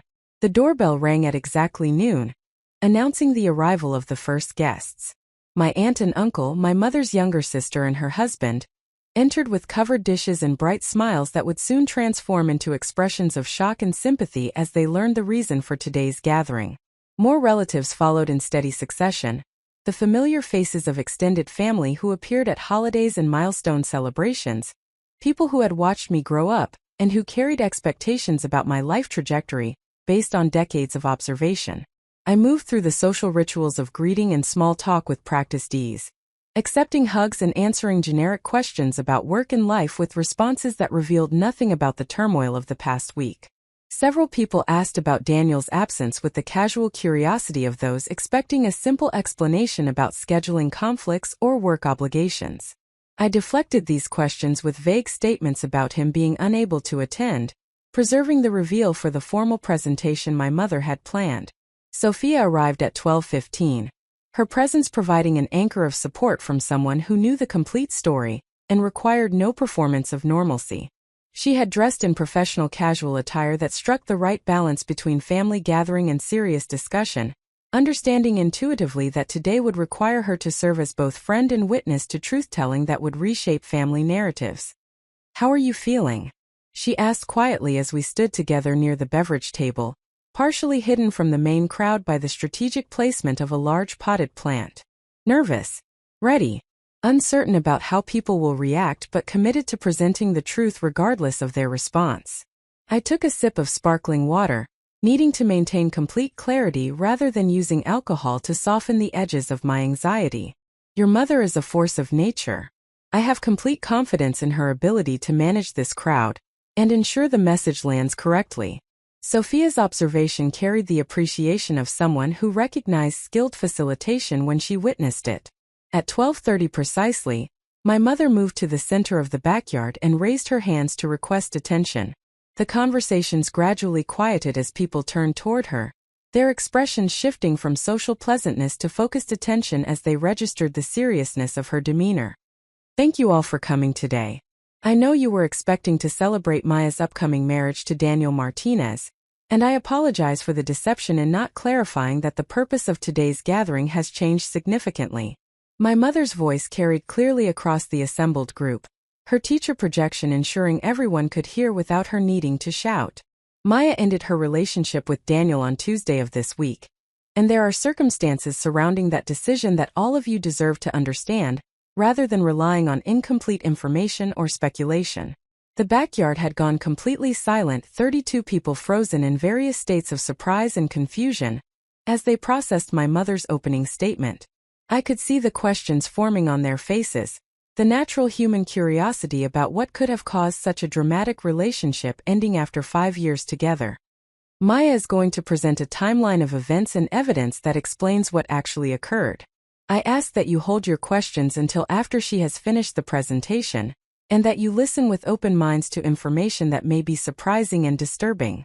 My mother gestured for me to join her in the center of the space, and I moved forward with legs that felt steadier than I had expected. I had spent Friday evening rehearsing this presentation, practicing the delivery of information in a way that remained factual and controlled rather than emotional or accusatory. The comprehensive document I had created served as my script, the evidence I had gathered over 3 weeks providing irrefutable support for every claim I would make. I had learned from years of client presentations that confidence came from thorough preparation, that nervousness could be managed through focusing on content rather than audience reaction. 5 days ago, I believed I was in a committed relationship heading toward marriage with someone I had known for 5 years. I believed Daniel Martinez when he told me about his demanding MBA program, his work obligations, his need for individual time to manage stress and maintain his mental health. I believed him because trust is the foundation of relationships, and I had no concrete reason to question the narrative he had constructed about his life and our future together. I began with context that would resonate with the audience, establishing that my trust had been reasonable rather than naive. 3 weeks ago, I discovered a wedding planning document in our shared cloud storage. The document detailed plans for a wedding scheduled for April 15th of next year, the same month Daniel and I had been planning our own wedding. The bride's name was Natalie Chun. The venue, guest list, and budget were completely unfamiliar to me. I paused to let this information sink in, watching comprehension begin to dawn on faces around the backyard. I spent the next 3 weeks investigating what this document meant, gathering evidence from digital accounts, financial records, and documentation that Daniel had failed to adequately conceal. What I discovered was that Daniel has been in a relationship with Natalie Chun for 18 months, during which time he proposed to her, planned a wedding with her, and maintained a complete parallel life that neither of us knew about. I distributed the printed timelines my mother had prepared, allowing people to follow along with the evidence as I presented it. The backyard remained silent except for the rustle of papers as people reviewed the documentation, their expressions shifting from surprise to shock to anger as they absorbed the scope of Daniel's deception. My aunt's hand covered her mouth, her eyes widening as she read through the timeline. My uncle's jaw clenched, the muscle twitching visibly as he processed information that contradicted everything he had believed about my relationship. Daniel's supposed MBA program ended 3 years ago. The study groups and evening classes he claimed to attend during our relationship were actually time spent with Natalie. The business trips and conferences he reported were vacations and couple activities with her. The financial stress he claimed from tuition payments was actually expenses associated with maintaining 2 separate romantic relationships and planning 2 separate weddings. I continued through the evidence systematically, my voice remaining steady despite the emotional weight of publicly presenting the details of my betrayal. On Tuesday afternoon, Daniel told me he was uncertain about our marriage and needed space to figure out his individual identity. He expected me to accept a relationship downgrade while he decided whether I was worth committing to after 5 years together. Instead, I ended the relationship immediately and walked away. I had reached the conclusion of the timeline, the point where my own agency and decision-making had determined the outcome rather than simply reacting to Daniel's choices. Up next, you've got 2 more standout stories right on your screen. If this one hit the mark, you won't want to pass these up. Just click and check them out. And don't forget to subscribe and turn on the notification bell so you don't miss any upload from us.